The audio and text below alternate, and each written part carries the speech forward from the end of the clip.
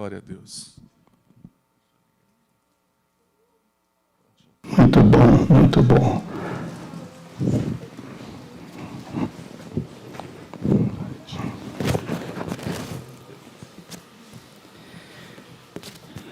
Cabelos brancos, experiência,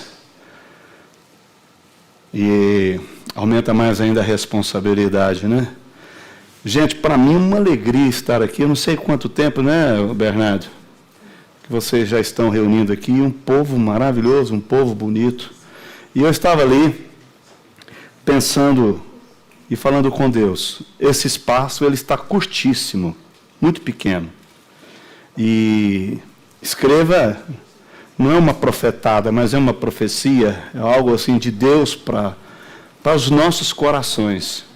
Eu tenho certeza absoluta que vai crescer muito mais do que vocês imaginam. Lógico que, contudo, isso vai também depender do empenho, do envolvimento de vocês, porque não se faz a obra sozinho. E, então, se cada um se empenhar, se envolver e tiver essa visão, esse desejo, essa vontade, essa gana de ver esse lugar crescer para a honra e glória do Senhor, com certeza, frutos, eles virão, como consequência de um trabalho. E eu tenho certeza disso. Então, eu quero deixar essa palavra. E também agradecer ao pastor Bernardo, né, pelo convite. Eu me senti muito honrado. Quero dizer para vocês que, para mim, todas as vezes que eu sou convocado para tal, Deus é prova disso. As minhas pernas e por dentro de mim estremece todo. Isso é verdade. E eu fico com uma certa ansiedade. E o desejo de poder transmitir, ser boca, ser referência e ser fiel àquilo que a palavra de Deus fala. E quando a gente fala da gente mesmo é complicado. Isso é muito delicado. E não produz o fruto necessário, não chega, não tem uma resposta. Mas eu estou desde madrugada pensando e refletindo, né, e imaginando, né, enfim, mas Deus dá graça, Deus dá paz aos nossos corações. Então é com muita alegria, você que está do outro lado, permaneça. Eu tenho dito isso lá no setor sul, que é um grande desafio para quem está do outro lado. Porque às vezes ele coloca assistindo, e aí tem sons, tem gente, é cachorro que late, criança que chora, bate vizinho, e outras coisas mais. Mas fique conectado, tenha essa disciplina. Qual é o texto que Deus deixou para os nossos corações, para meditação breve, no mínimo 45 minutos, porque eu aprendi com o pastor Honório. E o pastor Honório fala mais ou menos essa média, não é? Não conta para ele não, tá? Mas, tendo conteúdo, não interessa quanto tempo. Lucas 5, de 1 a 11. Eu não sei quantos aqui me conhecem. Levanta a mão, por gentileza. Quem me conhece? Quem não me conhecia não sabia o que estava perdendo, viu, querido? Vamos ficar em pé e vamos fazer a leitura, então, deste texto, ou você puder acompanhar. Lucas 5, de 1 a 11. Lucas 5, de 1 a 11. Aconteceu que, ao apertá-lo a multidão para ouvir a palavra de Deus, estava ele junto ao lago de Genezaré. E viu 2 barcos junto à praia do lago, mas os pescadores, havendo desembarcado, lavavam as redes. Entrando em um dos barcos, que era o de Simão, isso é Jesus, queridos, pediu-lhe que o afastasse um pouco da praia, e assentando-se, ensinava do barco as multidões. Quando acabou de falar, disse a Simão: faze-te ao largo e lançai as vossas redes para pescar. Respondeu-lhe Simão: mestre, havendo trabalhado toda a noite, nada apanhamos, mas sobre a tua palavra lançarei as redes. Isto fazendo, apanharam grande quantidade de peixes e rompiam-se-lhe as redes. Então fizeram sinais aos companheiros do outro barco, para que fossem ajudá-los. E foram e encheram ambos os barcos, a ponto de quase irem a pique. Vendo isto, Simão Pedro prostou-se aos pés de Jesus, dizendo: Senhor, retira de mim, porque sou pecador. Pois à vista da pesca que fizeram, a admiração se apoderou dele e de todos os seus companheiros, bem como de Tiago e João, filho de Zebedeu, que eram seus sócios. Disse Jesus a Simão: Não temas, doravante serás pescador de homens. E arrastando eles os barcos sobre a praia, deixando tudo, o seguiram. Poder sentar, meus queridos. Eu estou falando no setor sul sobre encontros. Encontros com Jesus. E cada encontro tem a sua particularidade. Cada encontro tem uma surpresa. Todas as vezes que nós olhamos para a palavra de Deus, os encontros com Cristo Jesus, é sempre assim. Cada encontro tem a sua dinâmica, tem a sua forma, tem a sua estrutura e aí também tem as suas propostas. O capítulo 5 de Lucas nos fala de uma realidade, de um fato interessante, que Jesus, então, ele caminhando na sua trajetória, no seu ministério, levando a palavra de Deus. E ele levando a palavra de Deus, aqui surge uma multidão. Não é a primeira vez que surge uma multidão querendo acompanhar, querendo ouvir a Cristo Jesus. Uma multidão muito numerosa, e apertando então a Cristo Jesus, não tendo mais o espaço necessário para tal, Jesus usa de um expediente e solicita os barcos e vai para o mar. Dali ele ensina, dali ele fala, dali ele comunica a própria palavra de Deus, que é o Evangelho encarnado. Queridos, mas em meio a essa situação, o que surge? Ele encontra com os pescadores que estavam ali e observando que todo o trabalho, de repente, surge uma decepção, uma frustração, uma empresa envolvida na pesca, que era uma empresa, inclusive tinha sócios, não conseguiram sequer pegar um peixe.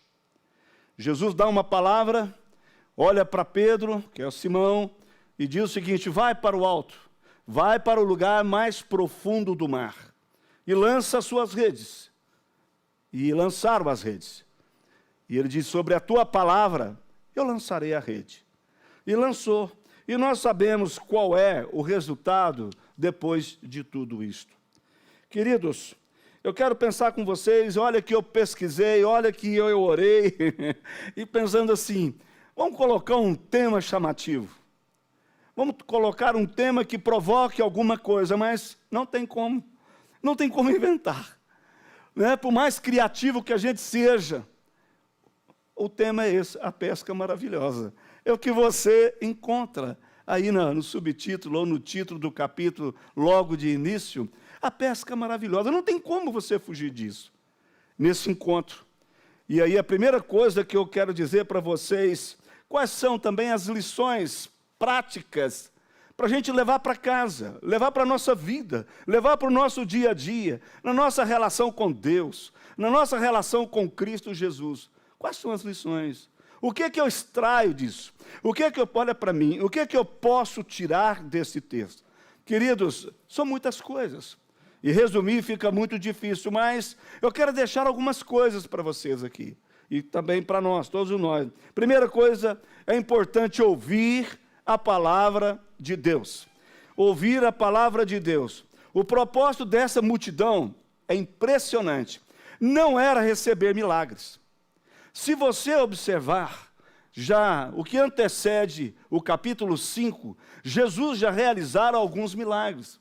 Jesus já tinha feito alguns prodígios e algumas maravilhas. Jesus já tinha impactado esse povo. O que me chama a atenção, qual era a motivação dessa multidão?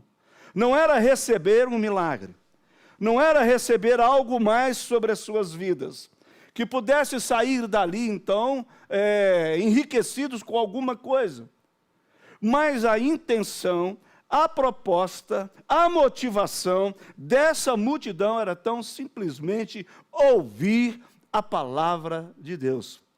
Palavra que era pregada com autoridade.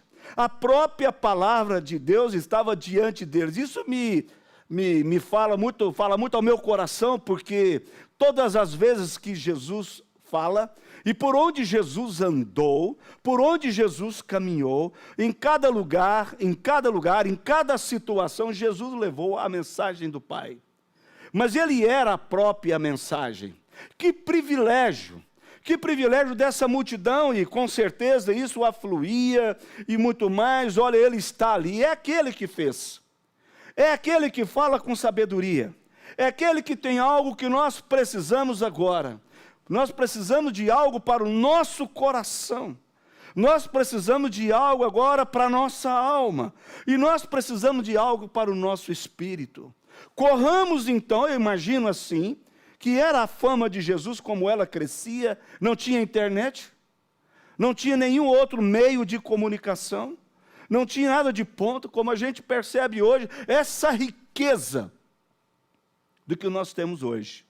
Mas tinha os testemunhos, a boca e o povo falando. Olha, ele está ali. Corramos então. Olha que maravilha, nós queremos ouvir a palavra de Deus. Então, queridos, ouvir da própria fonte, ouvir da própria origem, de onde é a palavra, e aí, de onde ela vem? Ela vem de Deus, ela vem do trono. Primeira aplicação que a gente pode pensar nisto, é necessário que ouçamos a palavra de Deus. Dias tão difíceis, dias complicados, dias conturbados, dias incertos, não sei, mas acho que sei sim, né? Aqui oraram por mim, não é isso, Bernardo? Mas a minha esposa, nós tivemos a triste experiência, mas a alegria de poder vencer essa tal Covid. Já meu sobrinho, primo primeiro, amigos, não tiveram. Queridos, a gente olha para essa realidade e vê o que é importante, como é bom a gente ouvir essa palavra que conforta, essa palavra que consola, essa palavra que dá ânimo, essa palavra que vem do trono de Deus, que vem do coração de Deus, e quando ela se estabelece dentro do nosso coração, que cria essa estrutura. Por isso que é bom ouvir a palavra de Deus, uma estrutura inabalável. Dias assim, é bom nós ouvirmos a palavra de Deus. É essa como está ali, tenha paz na sua alma. É essa que vem, que conforta, que consola, e o tempo todo eu orando e dizendo o seguinte: Senhor, se o Senhor quiser me poupar, porque já é a segunda vez eu sei o que é UTI na vida. Senhor, eu não quero enfrentar uma terceira vez de um UTI na minha vida. Poupe meus filhos. Se o Senhor quiser me poupar, tudo bem, mas são nestes momentos, como os médicos, meus amigos, que me atenderam e disseram o seguinte: olha, nós não sabemos. Um cardiologista disse isso para mim. Nós não sabemos absolutamente nada. Por isso que em meio à turbulência, em meio às tempestades, em meio a essas provocações e essas inquietações que nós estamos percebendo aí, às vezes até com medo, ouçamos a palavra de Deus. Sobre a tua palavra nós vamos lançar as redes. A segunda ideia que eu posso levar para minha casa, ou a segunda lição, é esta: a importância de reconhecer quem é Jesus. A importância de reconhecer quem é Jesus. Primeiro, a sua autoridade. É impressionante quando nós olhamos para a palavra de Deus, diz lá em Mateus 28, 18, ele mesmo declara: eu tenho toda a autoridade, nos céus e na terra. Precisamos de reconhecer e saber quem é Jesus. Hoje se fala muito a respeito de Jesus, não é mais novidade. Se você chegar em qualquer canto desse planeta e falar Jesus, olha, eu creio que são pouquíssimas pessoas que vão dizer, eu não sei quem é.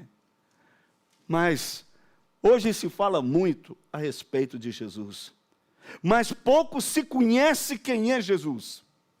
Eu espero que você que está do outro lado, e você que está aqui dentro, saia daqui com essa convicção, com essa certeza. Quem é Jesus para você?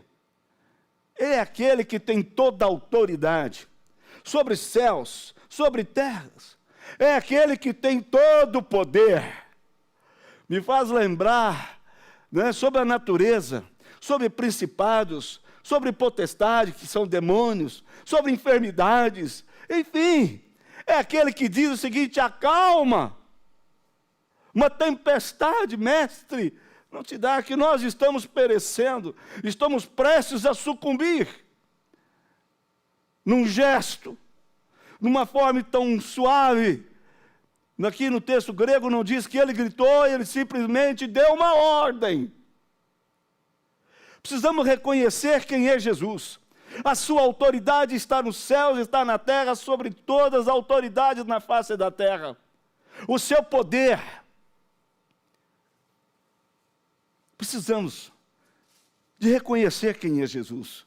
É esse que tem poder, mas tem mais. Além da autoridade, além do poder, a sua santidade. Olha o que é que Pedro fala. Pedro se lança e vai aos pés de Jesus e diz assim: retira-te de mim, porque eu sou um pecador, eu não sou digno, vai, afasta de mim.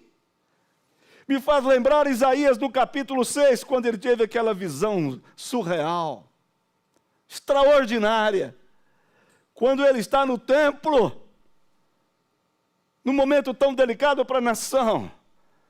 Deus se revela a ele. Deixa Deus falar o seu coração. Deus se revela a ele. Ele diz: ai de mim, Senhor, que sou pecador. Eu vivo no meio de gente impura, de lábios impuros, de práticas impuras. Precisamos de reconhecer a autoridade. Precisamos de reconhecer o poder. Precisamos de reconhecer a santidade dele. E nós precisamos dizer: ai de mim, Senhor. O Senhor é santo. Santo, santo, santo é o Senhor. Eu sou um pecador. Olha como a presença de Jesus, olha como o encontro com Jesus vai revelando coisas aos nossos corações. Mas tem mais. Não só a autoridade, não só o poder. Querido, não só a santidade, mas também a verdade. Ele é a verdade. Com quem está a verdade nesse mundo, hein? Que coisa estranha, coisa absurda. A verdade hoje, ela está sendo tão relativizada, ela não é mais absoluta. Eu fui criado, eu fui educado pelos meus pais que não estão mais comigo, e com certeza o seu, da mesma forma dizendo: fale a verdade, mesmo que doa. E como doeu em mim. Quem fez isso? Não tinha esse negócio de lançar para um, para outro. Eu. Isso não abrandava. Não tinha um abrandamento de forma alguma nisso. Minha mãe chegava a taca. E batia mesmo. Não interessa, você errou. E mesmo, mas eu falei a verdade. Onde está a verdade? Você sabe com quem está a verdade? Talvez a gente pense que a verdade está com aquela pessoa tão próxima de mim. Depois eu frustro. Eu vi que ele não é, e ele não fala, e ele não vive a verdade. Mas a verdade suprema, concreta, real, absoluta, está em Cristo Jesus. Eu sou. Qual mortal, qual líder religioso disse isso? Eu sou a verdade. Ninguém vai, ninguém chega, ninguém conhece, se não passar o Pai, se não passar por mim, porque eu sou a verdade que anda, eu sou a verdade que fala, eu sou a verdade que toca, eu sou essa verdade que faz diferença na vida daquelas pessoas que quando encontram comigo, só de ouvir a minha voz, vocês cantaram esse doce nome, antigo esse cântico, né, Bernardo? Da sua época, mas também, além de tudo isso, é conhecer a onisciência de Deus, de Cristo Jesus. Ah, esse texto, olha para o texto. Olha que coisa. Olha, Jesus não foi um desatento. Desatento somos nós. Nós é que somos desapercebidos. Nós é que não enxergamos as coisas, nem os grandes detalhes, imagina os mínimos detalhes. Olha cá, olha para cá. A coisa está acontecendo. Olha, Jesus falando com a multidão. Lá do mar, o povo em terra, Jesus ali. Não se engane. Pode estar o movimento que for, o barulho que for. Não adianta, não pense que Jesus ele não está percebendo. Jesus percebe uma situação constrangedora para essa empresa, que era uma empresa. Para esses discípulos, que vieram depois se tornar apóstolos. Um constrangimento estava acontecendo ali. Passaram a noite, lavando as redes, e Jesus falando e tendo uma percepção holística da coisa, real, e vendo, talvez aquelas pessoas estavam apenas focadas em Jesus, ele falando, focado naquela multidão, mas também focado naqueles que estavam no mar. Ele sabe de todas as coisas. Estou terminando, viu, queridos? A introdução. Eu preciso de ter essa consciência, que ele sabe, que ele tem domínio de todas as coisas. Tem muitos textos, não é? Mas apenas para você ler na sua casa, o Salmo 139 fala essa verdade. Antes que eu possa ir para qualquer lugar. Em último lugar, queridos, a importância de considerar que Jesus, o que ele propõe, é bom. Olha, nesse encontro, por pior que seja, por o absurdo, que a gente pode pensar, mas é um absurdo. Encontros têm propostas. Essa proposta aqui, ela é absurda. O ganha-pão, o sustento, o alimento, levar para casa, levar para os seus filhos, colocar na mesa de outras pessoas, acaba. Espera aí, agora lança a rede. Lançaram a rede. Vem peixes, a ponto das redes sucumbirem, terem que fazer um sinal, ajuda aqui. Vem cá, porque as redes estão rompendo, porque os peixes provavelmente não, com certeza eram graúdos. Os melhores peixes que eles pescaram na história, tiveram o melhor momento no mundo profissional. Oh, amados, e Jesus propõe, depois de um fracasso, e depois vem um sucesso, Jesus propõe, deixa tudo, e segue-me. Levaram então as redes abarrotadas de peixe, de lucro, como nunca. Agora Jesus olha para dentro dos olhos daqueles homens e diz o seguinte: deixa isso aí sobre a praia, segue-me. Oi, segue-me. Qual foi a reação desses homens? Sob a tua palavra, nós vamos lançar a rede. Agora, novamente, não tem aí, mas sobre a tua palavra, nós vamos te seguir. Sem medo, sem titubear, sem reservas nenhuma, sem ficar questionando. E agora o que vai ser da nossa vida? Diz a palavra que sem medo. Eles largaram tudo. Não sei o que você... Olha aqui para mim. Eu não sei o que você está pensando agora sobre essa mensagem. Qual foi o dia que você teve um encontro com Jesus e Ele falou fortemente ao seu coração? Comigo foi assim. Comigo foi assim. Uma proposta, naquela época, de representar os adubos maná, adubando dá. 50, eu fui escolhido, e com 3 eu fui escolhido. Saí dali. Impressionante. Quando eu tomei a Avenida Floriano Peixoto, porque era no Hotel Presidente,